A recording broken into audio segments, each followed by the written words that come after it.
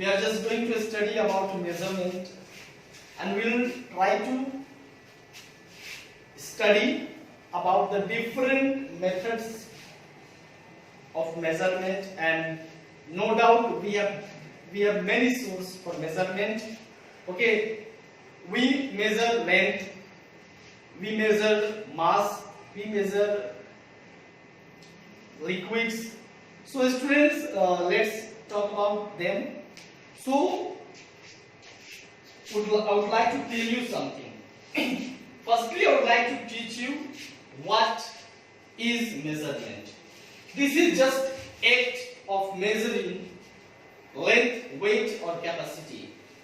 Okay. We can also measure various properties like time and temperature. So today we'll focus on them. So let's talk about length. You just come from your house to the school. You just cover some distance. How do you find the distance? If you are an ancient boy, अगर आप एक प्राचीन काल के रहने वाले बच्चे हैं, so we had some ancient ways for measurement, like foot step, okay, hand span, thereafter cubit, arm length, okay. तो ये सब जो था, because we had more technology, हमारे पास वो टेक्निक नहीं था. We were very ancient, and we had lack of resources that time. तो उस समय या फिर हमारे पास नॉलेज नहीं था कि उस रिसोर्स का इस्तेमाल करें. तो इंसान काफी प्रैक्टिकल था. फुट से, आर्म से, ये जो एक बीता बोलते हैं ना, एक बीता हैंड स्पैन से, इन सब चीजों से मेजरमेंट किया करता था लेंथ का. लेकिन अब अपने पास क्या है? स्केल है, मेजरिंग टेप है, मीटर रॉड है, जिसकी सहायता से हम क्या करते हैं? मेजरमेंट करते हैं. अगर आपको बुक्स के लंबाई को नापना है, मापना है, तो आप स्केल का यूज करते हो. यू नो, आपने हमेशा देखा होगा कारपेंटर को, और कारपेंटर को देखा होगा या फिर मेसन को देखा होगा आपने, जो वही ना बोलते हैं उसको, जो आपका घर बनाता है, मिस्त्री बोलते हैं, राज मिस्त्री. ओके, तो राज मिस्त्री और कारपेंटर जो बढ़ई होता है, उसके पास में एक मेजरिंग टेप होता है, जिससे वो क्या करता है? मेजरमेंट करके अपने इंस्ट्रूमेंट को बनाता है, या फिर मिस्त्री जो है घर को बनाता है. ठीक उसी प्रकार से अगर बात करें आप किसकी, कपड़े दुकान पे जाए, कपड़ा वाले की दुकान पे जाए, तो उसके पास मेजरिंग टेप के साथ साथ मीटर रॉड भी होता है. क्लोथ्स आपको मीटर में मिलते हैं, जो फैब्रिक्स मिलते हैं आपको मीटर में मिलते हैं, और उस फैब्रिक को मेजरमेंट करने के लिए उसका वो मीटर रॉड दुकानदार शॉपकीपर इस्तेमाल करता है. तो यहाँ पे कुछ यूनिट्स है. ऐसा यूनिट का मतलब होता है स्टैंडर्ड यूनिट. ठीक है, यानी standard unit of length is metre.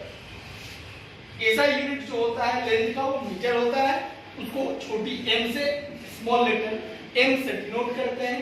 आइए यहाँ पे कुछ मेजरमेंट देखते हैं. 1 मीटर में कितना होता है? 100 सेंटीमीटर होता है. 1 सेंटीमीटर में 10 मिलीमीटर होता है, और 1 किलोमीटर में क्या होता है? 1000 मीटर होता है. लॉन्ग डिस्टेंस को मापने के लिए हम किलोमीटर का यूनिट लेते हैं. ठीक है, छोटे छोटे डिस्टेंस को मापने के लिए सेंटीमीटर, और काफी माइक्रो डिस्टेंस जो होते हैं उसको मापने के लिए मिलीमीटर का इस्तेमाल करते हैं.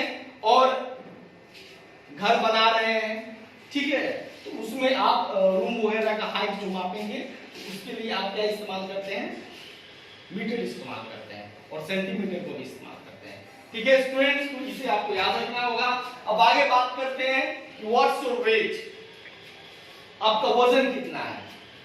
ठीक है, यानी वेट और mass of an object tells कि वो हैवी है या लाइटर है, हेवियर या लाइटर है.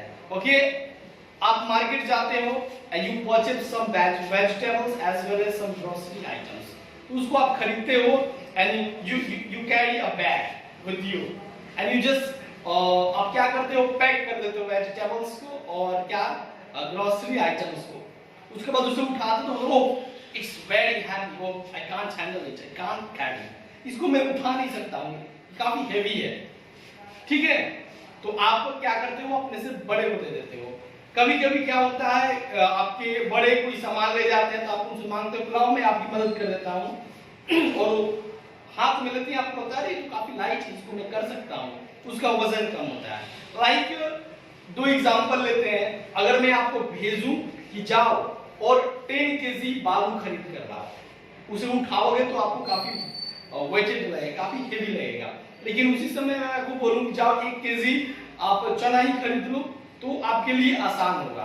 तो ये वेट होता है, जो मास होता है, दोनों में डिफरेंट है, लेकिन आप सीनियर क्लास में जाओगे तब आपको समझ में आएगा मास और वेट में डिफरेंस क्या है, बहुत बड़ा डिफरेंस है। ठीक है, मैं आपको नहीं समझाऊंगा बिकॉज अभी आप 3rd स्टैंडर्ड में हो। समझ रहे हो मेरी बात को? तो आपको क्या समझाना है कि जो मास होता है किसी, we measure mass to know how heavy or light an object is. एक ऑब्जेक्ट भारी है कि हल्का है कैसे मालूम चलता है, तो उसके मास से मालूम चलता है। और मास का ऐसा यूनिट क्या होता है, किलोग्राम होता है, जिसको हम स्मॉल लेटर में केजी से रिप्रेजेंट करते हैं। समझे मेरे बच्चों? अब आप देख सकते हो 1 केजी में 1000 ग्राम होता है, 1 ग्राम में 1000 मिलीग्राम होता है। यहाँ पे लिखा हुआ है केजी का मतलब किलोग्राम।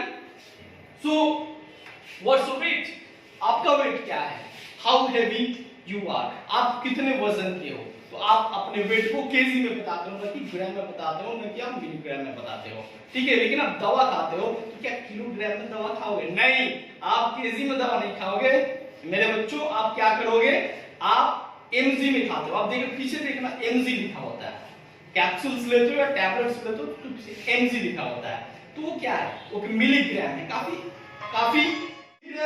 काफी छोटे यूनिट्स के लिए होता है। जैसे कि आप दवा खाते हो, टैबलेट्स लेते हो, तो उसमें क्या होता है, उसमें आपका एमजी होता है। ठीक है ना, जैसे 200 mg, 100 mg, 150 mg का दवा आप खाते हो। ठीक है, और केजी ये सबसे बड़ा, मतलब फिलहाल जो एक जनरल यूनिट होता है उसमें सबसे बड़ा है।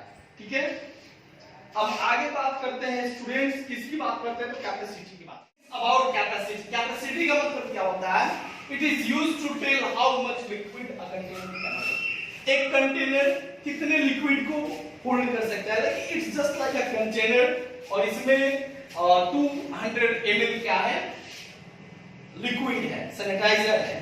यहाँ पे और मैं आपको दिखा देता हूँ, एक इसमें 500 ml क्या है, सैनिटाइजर है, जो कि लिक्विड के फॉर्म में है। ये एक प्रकार का कंटेनर हुआ। ठीक है ना, तो कैपेसिटी का मतलब होता है एक कंटेनर में कितना लिक्विड आ सकता है, जिसे वॉल्यूम भी बोलते हैं।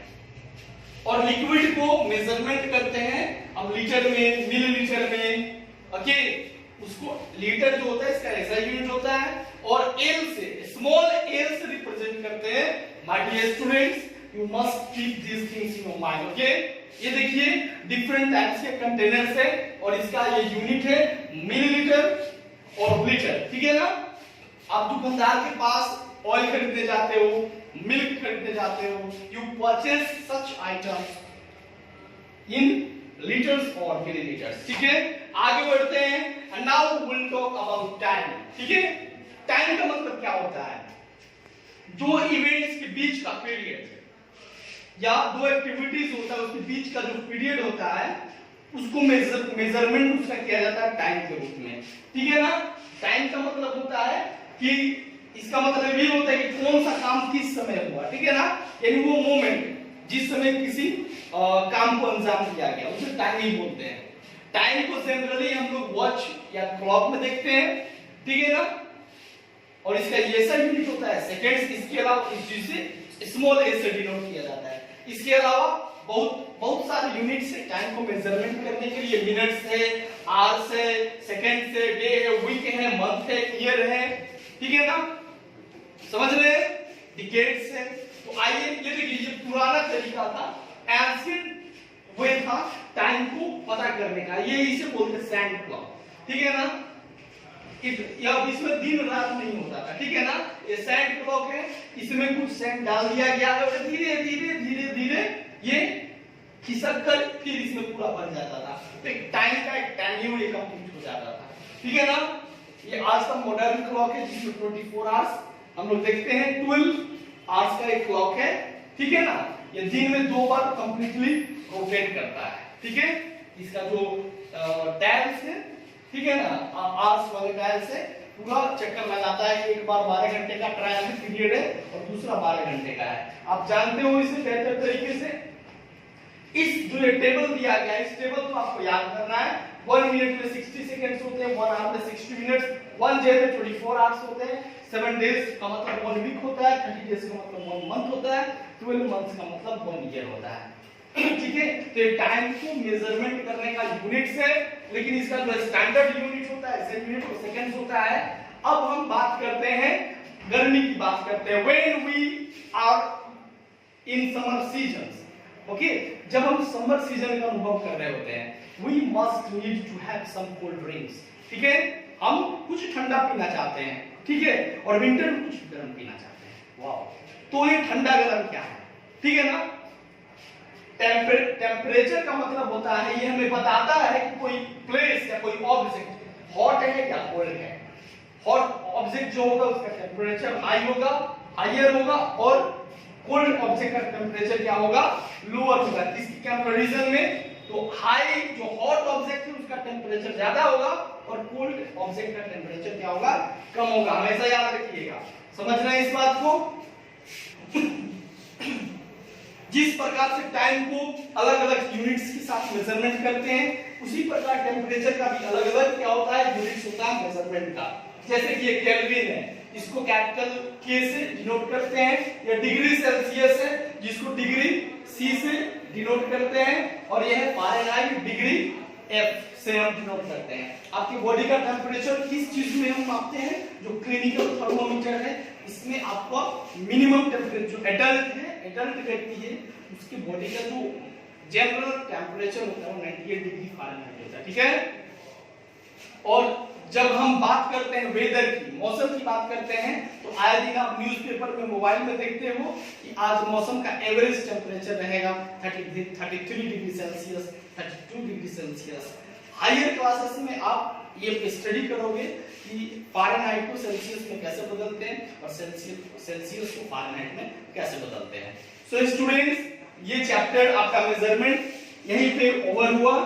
इससे रिलेटेड जो भी क्वेश्चंस आंसर्स हैं या फिर वर्कशीट्स हैं, आपको व्हाट्सएप ग्रुप या फिर हमारे स्कूल के वेबसाइट पे अवेलेबल होंगे।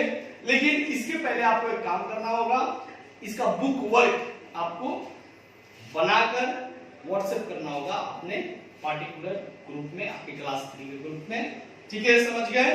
बहुत अच्छे, थैंक यू।